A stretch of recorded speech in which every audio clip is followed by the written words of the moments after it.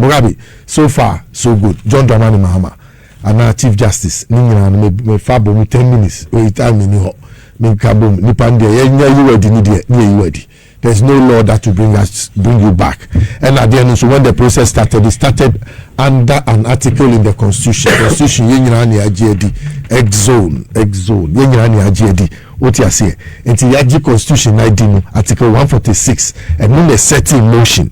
And you said, John Mahama Tibebi no town will be. What you say? No, but Article 146 was set in motion because of the constitutional demands. Yen you swear in as president. Until you swear in now, Obiako petition, he has no option than to refer to 146 in its entirety. Of from Article 1, refer to the Council of State. System 9 is what you're saying. Yes, that's what I'm saying. The same system that you talk about. Yes, the same constitution.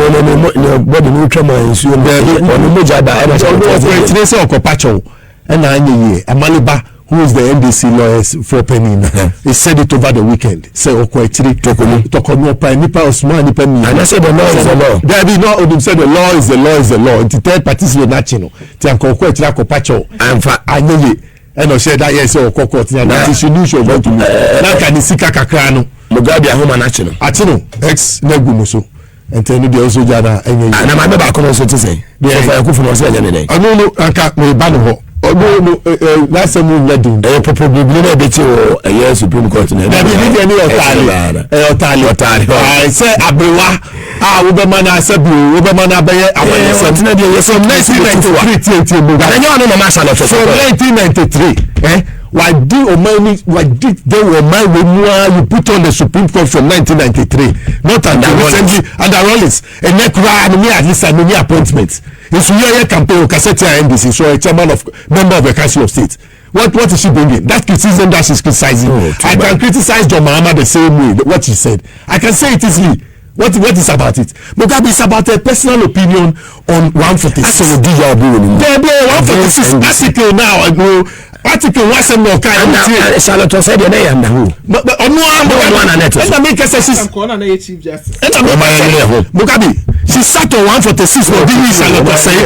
And one or same thing 146 and Onono as Chief Justice then she says to me no is a lot of say some I want is my yanka was a contempt or tiwa do be work to me after that one in it she used the same 146 to remove Charlotte now I see 146 so she has problems with the 146. That's why I say I don't begrudge her. Those are personal problems. But Ghana how Daniel judge in her own court. That's why I'm saying that she at the time she's now complaining with this same article. It's unfortunate. Those are her personal opinions and we will not take it because she has worked with it when she was in the institution and she has the same law. Yes, the same law. So if you have your personal opinion, that's why you can jump into the sea and begin to drink the water. Oh, send your name was here. Miami, we are doing pension. Kakano about 20 weeks now. Me papa 1979 and trying to pension mano. Me papa Jumo Yama Ghana and trying to pension mano. Musoya mo do money sikasa the sine. We say a council statement about Bekasa also there. You go for papa they catch now. There will be no decorum. I'm telling you. I've just kept quiet. The kind of words I was coming to use so and you know my co-prison. What's so here? And you know my co-prison. What did you do on your own court? I'm telling you what do wrong? Yes or no? I'm asking you, what did you do wrong? You fuck up boom the current ruling with judiciary about the one-sided. This is the same person.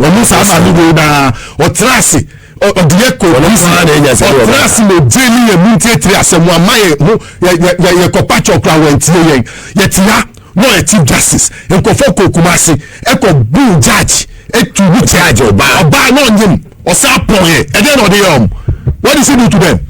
Colored partisan that's what we say. I don't even know why can't you get people to be but I say under this the law no council of state no so we know be our retire she's not the only one. She shouldn't come and bluff us. No man can be paying the pension cry. In the room, from 1993, our pension cry, you're still government salary. In any salary. How do we look after our families? 171 for Nusoka. Oh, come on, go out of the Bogadi. Or no, not some of the Metro. What I want to listen you to learn and listen. Foot to Ben or call a council of state, foot to Ben Homa. Oh, Casawa or Casawa Bonti. There be on Casawa, or Backdoor pay. So, but she's not the only American. Listen to Justice Ramsay as he spoke that one time. Deputy Attorney General responded perfectly to the woman. Say if you have a personal problem. My ex natural I'm ex natural minota. Mammy, I'm in from I saw people be here. The question I'm making and say, yeah, mammy. Chief, Mahama Justice Sophia Akuffo. Me problem, pan. Retired. Me problem is I deal with maintenance. She has something. Personal problem with 146. Her personal problem. No, crowd the last person I saw. The last person. Who you bar? What did you young bar? Who you saw this same article? And I would remove it. Yeah, Mahama Charlotte say if you go. Abraham 1 year she. Loretta Lamte, Madame Loretta Lamte. Yes. From I think NCC or something. No, Yoko. Yoko. Yes. Thank you. Move there. What I said, I would remove you. And now we saw Abba. We cried here. Now one seminar airtime. And see, one more dear mover grounds. And I will walk as obedient so dear Becca. Sassum is won't be. Patch one so what kaka ex natural mineral water kulu okay to our sense eti bogabi senior justice Ramsay e kasai no me who say law no e bia bensin bi na ya no bensin bi be ya don binti yes na bit my be chief justice and America no how did you even get there? Let's find out. How did you even get there? Eti bogabi, let me tell you something. What I've come to find out is that matches when they are in charge of the institutions, they do things with the law. They can have personal problems. But those personal problems, they must find a way to write it out so that we all come to understand and appreciate it and remove it from there. The fact that you have a problem with the law, in retrospect, those opinions, you must hold it to your chest. Yes, because you were there before and done that with it. Why didn't you change it? Today you go out and you want to complain. You are being mischievous by that decision to even come to the public and speak the way you should. Be the last person to talk. I'm telling you.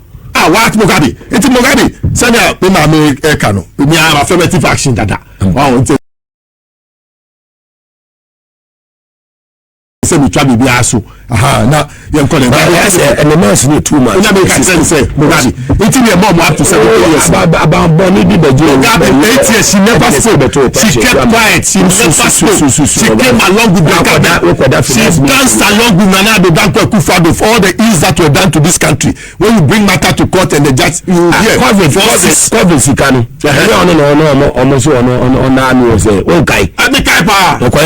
Oh, Mugabe. No cry. Allegedly, we are land about 6,000 Ghana cedis. Silent, on for mine. Your mine is a lander. Your G land the food. On fire land in mine. Not to be able to have for people or for people on the food. No cocasa or 8 and for the or no Italian artisan. Italian. Be our 370. Now baby now baby nana no e wo fie what you say no pampers no koja o sa na wo boam what you say now we call the boko now do nana no mo to obika Ato chere now we do sa wo fie ni ade e wo people no so if you check John Mahama so short achievement, there's discipline in his government. I'll be short here. There's teamwork. There's unity of purpose, there's communication flow. If you talk about reset in education, health, in sports, it's all the major honorable now. Because from the outside. So tomorrow you find your next month. Tomorrow you find the beginning now. Mugabe, now we are board member. I'm proud of you. What you people are doing there, combat and yes, I'm telling you, yes, continue to work hard. Yeah, Mugabe. It was not for nothing. Kwame Nkrumah set up the refinery in 1966. He set it up in 61. It was commissioned in January 1966, and then we were working with some Italians until the 80s when we decided to get our own thing and do it. Look, it's a good thing to have the refinery. Downstream, we have oil here. Now, guys, I don't need to say oil. I don't know. Almost the two scour a year or more account. Almost the $517 million. As we speak, yes, the car amount to yes. A car, yes, to 570. Within few months now, you'll be surprised. Let me tell you something about your managing director. He's a down-to-earth young man, very humble, who studied the ropes and where he is. He's on top of his job. That's why I'm saying that a Wadaku trained him very well, and he also learned on the job very well. He has attained his academic laurels, and he pays attention to every detail. I remember when he was appointed, if you look at his status, the humility with which he accepted the appointment. As for me, now baby, I will support you, the deputy managing director at all. I will support all that you do, and I pray, I'm praying, bring the goods to the market. Are you aware, sir, under Mahama Go face, the man is coming back. Yes. The taking control of the government has to do so. That would be interesting. And other ones in as expire in 2027. Look at you see, when you study history, and you know the history of a people, and you are governing them, it's easy for you to go back and pick the history, pick the fine lessons and use it. That's John Dramani Mahama. He studied history. Yes. Look, it's not for nothing. I know Madam will talk about it. That 24-hour thing, and that Water River Corridor Development Project. Read Kwame Nkrumah's 1963 to 1970 development plan. Fantastic. And you will appreciate why he has brought it back. So for me, like I said, this government is on its way to success. Solution oriented, like I told you, they are disciplined, their teamwork is intact, the focus, the unity of purpose is, yes, and the linkages between the government agencies. Also, I say, control. Gold, I ask Mogo Adeko, and I'm the gold board. Yes, yes,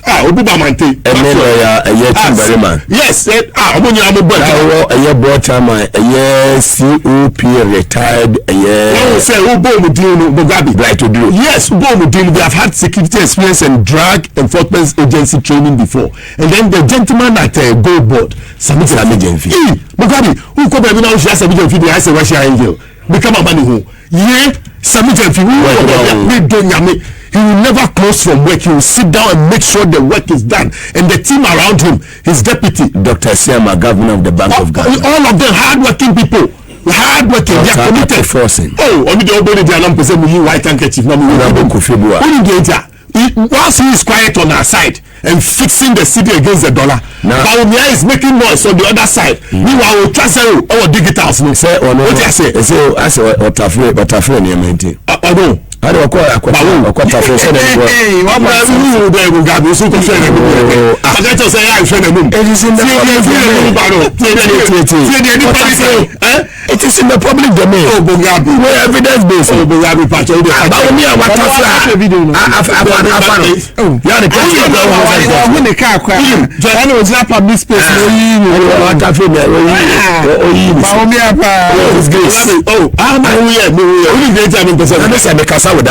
Listen, childhood friends, when the family make the family. My father used to stay in Tamale, so the childhood friends, I don't want to hurt his feelings, but we are born to be president. Of course, through a bathroom, or we need the party prime minister. I, Alistair Tyro Nelson, I will make sure he will never be president. They shouldn't come after me. They should go after them own selves. Their own thing. Send Americano. Don't come there because you lose. I'm telling you, you lose. But you think Wakami, only say NDC will have a power crisis. Because John Mahama will not be running 2028. God has sealed it already, and they will support. And Americano, they will and they will go ahead and support the person to victory for the NDC to stay in power for the coming years.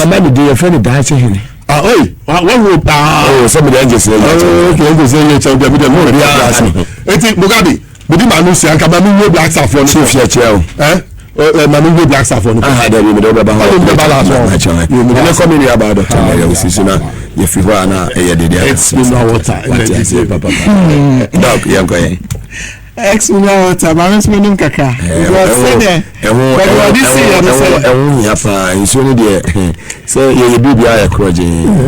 just want to be ridiculous with some of my statements against Yemame. Just retired Justice Sophia Akufo. Any topics in the now. Okay. Me fa CG no matter very brief because the law is the law. The law is the law. What I say? Fantastic.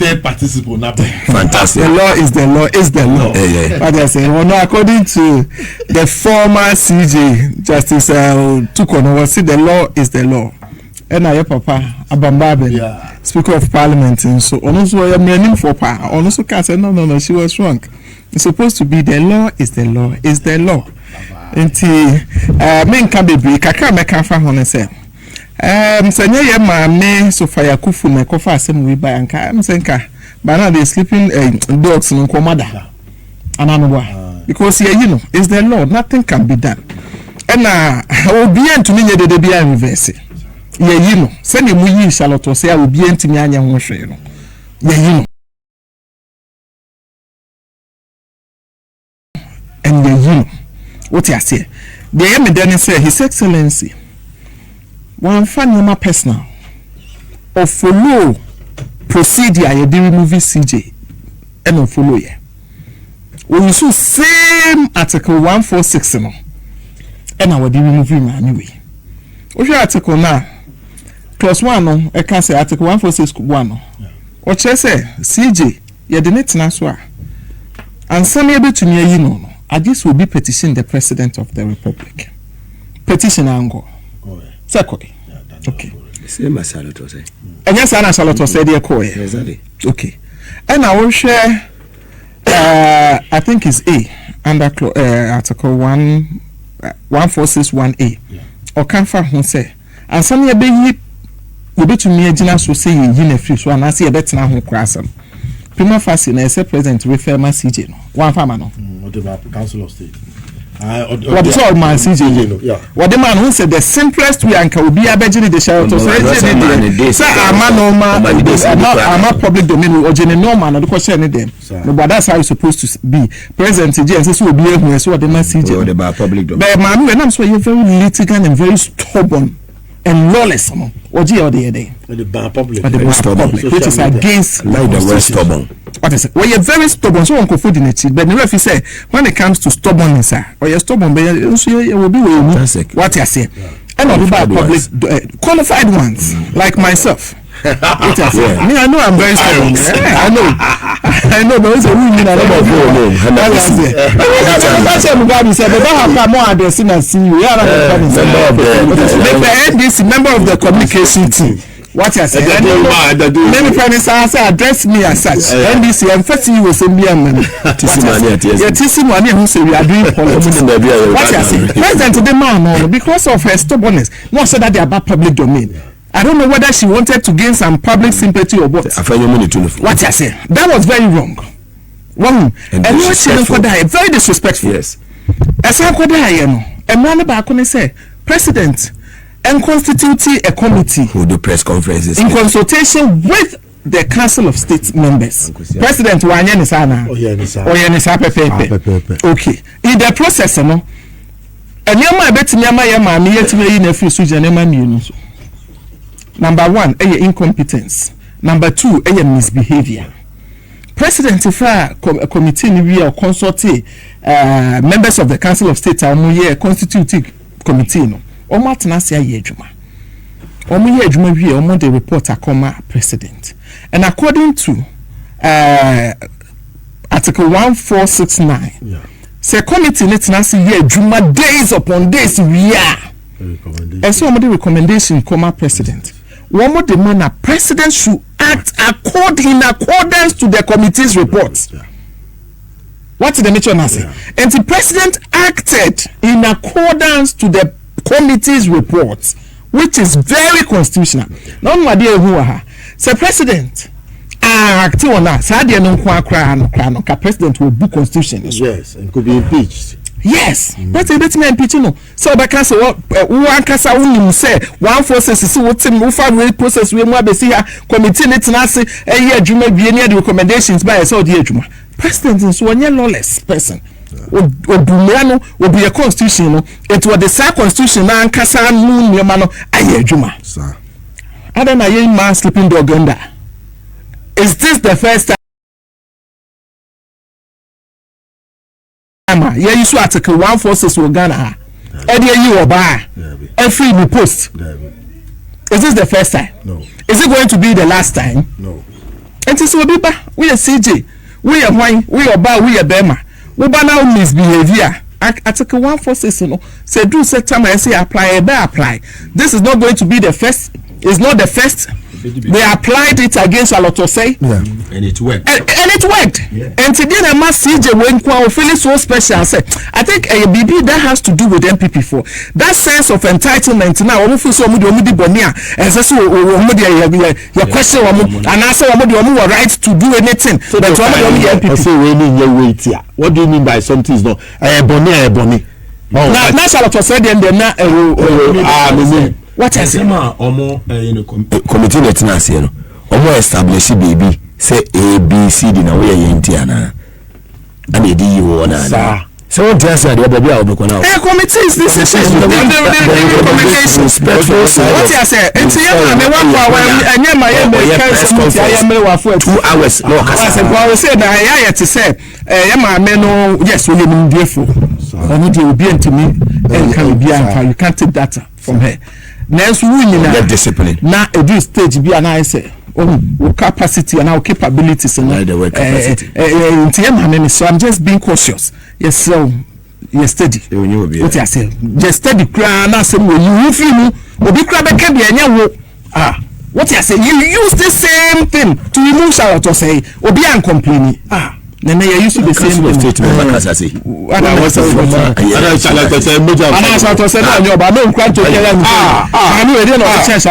What? It's Makasa when remain Kanko Bibia. Adeba Bugabe and the Pioneer. Achievements of His Excellency John Dramani Mahama 8 months in office. 8 months in office. Or be 8 years in office to claim group Papa. Now we say born your medicine. You find sector by sector. Yeah. What you say? Yeah. Number 1, economy. Wow. What you say? Stabilization of the city. Stabilization of the city. Under the 4th. What you say? And I video be Bawumia Kasawa say the trajectory and NDC for the corner and by now woman that what bemu and Quebeco 30. Kasati say will be say. Oh, we read of any drinking master. I do what? That's the more idea. Because some of these comments it's tough in that video no. Video no is gone by. Maybe I was shake this and the mommy. But have you seen this? Say you Bawumia the worst in auntie. Ways like Odio street boy one fashion what to 2 9 be now what up Bawumia is just at least I imagine it's bad. One community. Now when the NAPO the way I will behave. Now all of a sudden when we send the 90 assessor me dimina me bibi and move the room or kasaba which means say there's something wrong. Me my dey na ya power dey. Once I show the way MPP for I starting see omo dina. Person will see through the back from definitely they are just trying to massage the system so that Bawumia will be elected as the opposition leader. We say we are party in government. Now we will be our very critical.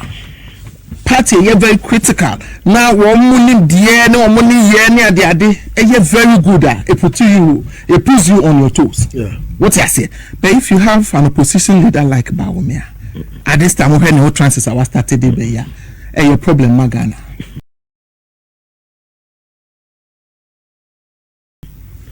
What I say? A problem. We need to get opposition leader. We share the body language. We share the way of be carrying on one. Or can some Ube say, "Eh, my name here." Papa will be our respect or Ghana for him. Into a general nurse or criticizing me. A be serious. But if you have a person like Bawumia ne send was start say rate of fuels and some who say they know 1990. They say shake it and say rate of it. What I say? Yeah, you very serious. Final. What I say? But when you say, we got me time. We had one for me time because His Excellency is achievement. And I'm always still me by. Let me say, from the time. From sector by sector. Mr. Say, Gyamfi economy. Now we share baby MPP with different. Inflation. What do you say? Clementos we deal with the MPP. Yes. We have baby almost far CD at the free. Alleges Sani Sochel. Na Alleges Sani Penny and Akitwa. Alleges Sani Senior. Senior also me Jeniso. Majuana Sochel. Majuana Chanama Money Audrey. Now we share Senior Bawumia ebe fire. Bawumia we share Bawumia kwa fast be right MPP moi. Na Mahamadu and the crab pen Mahamadu can we say I will be cool room. He doesn't know anything about economics. And that is the only reason why Akuffo will be on your NDC and the neighbor no running mates. What I say, Bawumia no your NDC. What did the mention say? I can prove anytime, anywhere, Bawumia no your NDC. What I say, Nema many na appointment. So no and today it's another Kofana video nini we bit of you we be bit of a bit of financial sharing ne car no crop me say ne car no this is so na to fini dey omo penita frɛ na what let's how we be all corner ne car no crowd we bit of it wa bo say we o ma set of you dey say you bit of you no match of you so betu we nya woni teche ma say we dey cutting bad say na tin and be say no match of you dey mo say na hye ni sima we yi ne wa call wrong count o mo be fa na fi ho de na Lucas o ya ne car cry ho no mo be fa na JFK radio na so sympathy onye o JFK radio dey with say Lucas apa be be make us was JFK Lucas managers of the Blue Cross. And a boy and a branch and a catcher. Excellence in Patrick carrying the no see oh wait of here we no matter of what's no matter of it oh this is so sad. No matter of the more president dey out now bed branch and say Bolai, Juma Yabo, the same make Kamba. What I say, Bawumia, Obed Mahama, but whatever we to be traveling, no one name, no matter every night costly. What I say, Gyamfi economy and to media city stabilization, and then I'm not going to be happy. Where they find a power, we to them so much the number 5. What I say, red is a heat of the BS standard. They say a wheat of it. And I'm just a wheat of no. I would be to my dog. You're more different. We say now red betting now. Was not the red film who be summarize summarize working. While according to the better form or any stories so I go with summarize so coca card waju.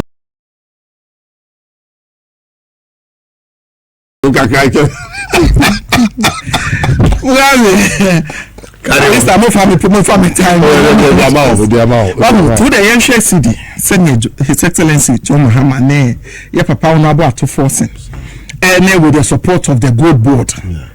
CEO Sammy Wonder Gyamfi. She send your motinya stabilize Sammy Wonder Gyamfi. Send your motinya boy Juma together. Ama CD etimia stabilize. Edu baby na His Excellency Kwame so the way na drop no. Okache team bi make a program your president. O say obe holding on kakra. So one holding on a bed discourage export. Yes. The value of exports will come down. What I say because what they call now by now tika no CD ketu bia bed discourage people from exporting. Meanwhile no export no see to me exporting more. What it means is say it creates more employment. Idea na we break can fast idea will. Was see the met me at Tiaba 5. No for us to be able to encourage exporters no. Let me hold on. And we holding on now 11.5, 11, 12, 11, 11.5. Idea we anything. Okay. The channel correct. And then see the call from us Ghana ha.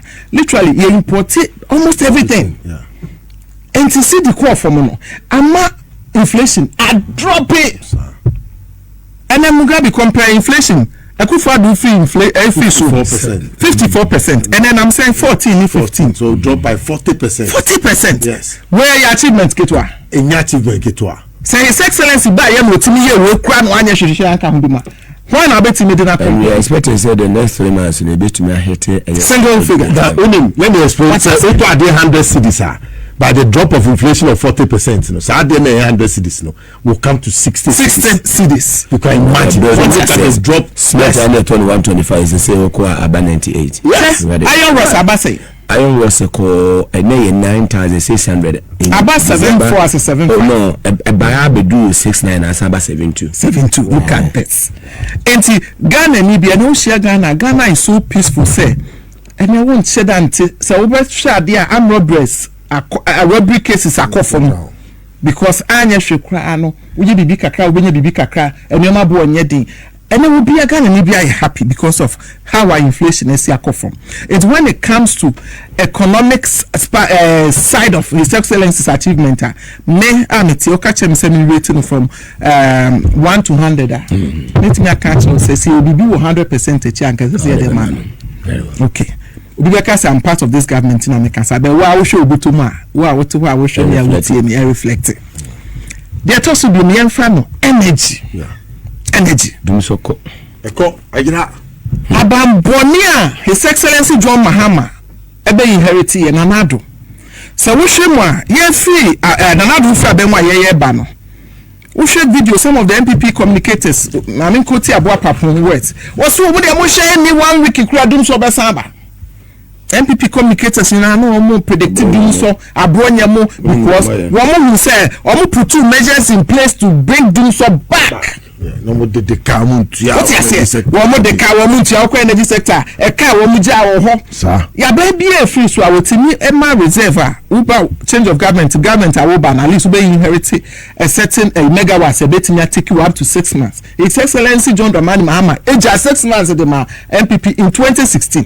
President Akuffo ja 3 months. Nanado ja 5 days. Wicked man.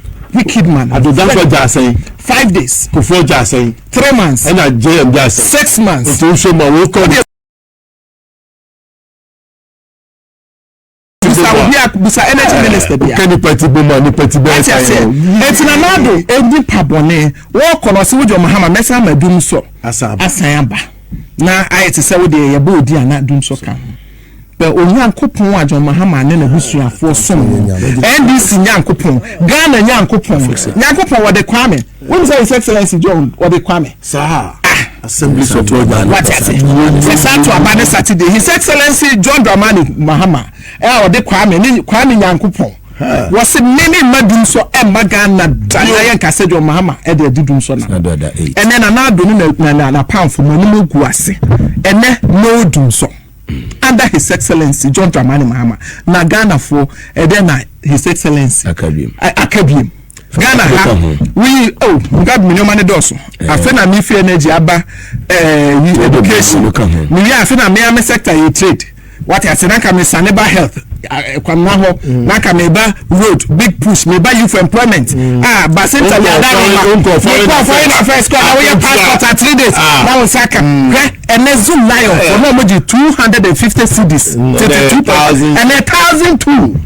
yep niabe ma basenta ya kwala kete oba ye what you say zoom lion emrantie ne maba wan kokofo ne mrwafo ebe pra krom ha nyina bosume under the leadership of MPP no more 250 Ghana cedis Jomama buy 6 months ekon 7 months and then zoom line obi o zoom line obi a 1,200 so my last pay no 250 for call lawyer station no 250 no kwaro ma de na bi o kwa mutimi kabo 9 months 7 months ni entua wo moka abai papa buy your can comfortable na wo moka ensimu many abema my yenko education time His Excellency Ebo Pro okay say na MPP for say John Mahama de oba obetwa free SHS mo okay that was their only message because now they didn't have any message to talk about what say no John Mahama moto abama na oba obetwa free SHS mo and na free SHS almost 30 to say sir and then kola no DM papa enye mo ya de ma emoa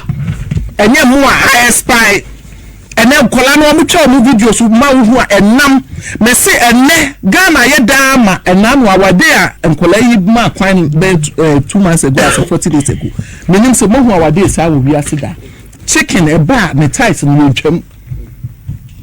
This can only happen under John Mahama's administration. What you say? Me ya be ma me menu so ma me friend ko we Mahama Care. Ekoko sector o man kan Ghana Mahama Care. What dey Mahama Care no kwa na nche me we industry. Ti ma me ka trade in industry wa se ma ho no. What you say? Under the able leadership of Obasima, me dey me friend Mama Lizzy, me friend Mama Lizzy Oba papa. Oba hima wa bon ma wu ne sa no. They say wa bon ma wu na.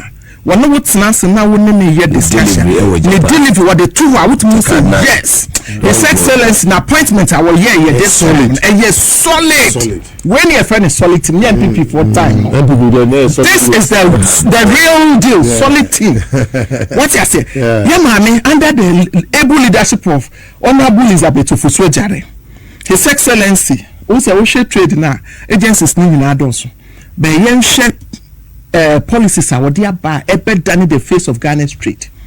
Feed the country, feed the industry. What you say? So program we idea yes so kwafo ase aboa wo do mfuo ni wo number ye kesiem so that wo do de boa ye dididie no na ye nya access so de ama companies na wo betimi de aye raw materials add value e de akwa ama no ne akoton e de forest aye dey abeboa ye me stabilize it. What you say? Thanks for watching. Like and share the video. You can also drop your comment. Please don't forget to subscribe. Click on the bell to turn on the notification.